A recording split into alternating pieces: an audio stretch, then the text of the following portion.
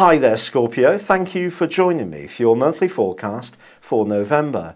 The month begins with the sun in your sign.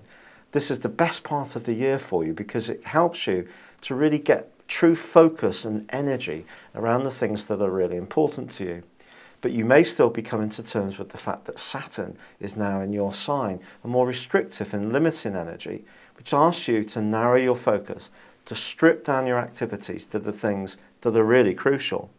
Now, Mercury, the planet of communication, is in your sector of finances as this month begins. And it's possible that you will be coming up with some ideas, conjuring ways in which you can improve your situation. But with Venus, which also has an influence over money, going face to face with Uranus in week 1, something unpredictable could happen, and it may be linked to your work, particularly a relationship at work. Don't necessarily take everyone at face value. Someone could be more than a fair weather friend. It could be someone who really doesn't have your best interests at heart, so just be a little bit canny.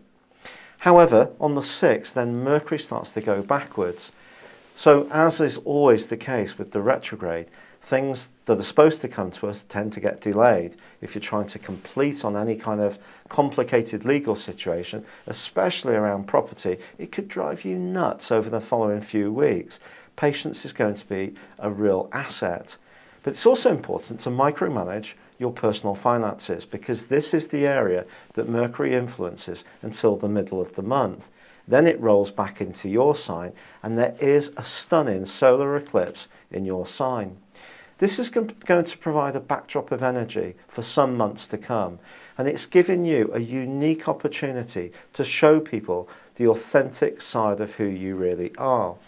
But who you are is definitely in a state of change and transformation due to the influence of Saturn.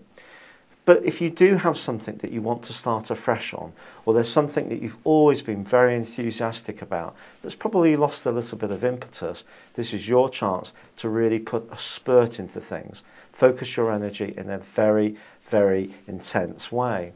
Then your co-ruler Mars moves on the 17th, joining up very soon by the end of the month with your other co-ruler Pluto.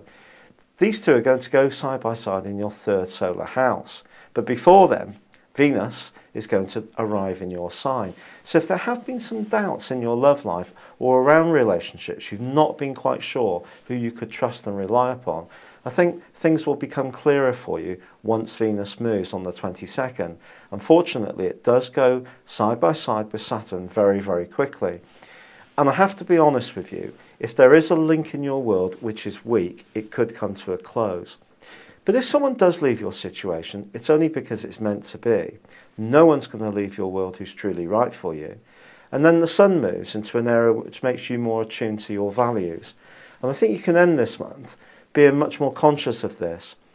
But with such a lot of energy, in a scorpionic way, in your situation as this month draws to a close, something major could transform for you. That could be that your ideas and outlook and thinking are going to go through an alteration. It could be a relationship's going to change. It could be that you're going to have a really massive row with someone because your ideas and their ideas just do not dovetail, but you both feel so passionate that you're right. The key is going to be able to agree to disagree as this month comes to a close. Thank you for joining me. Good luck and goodbye for now.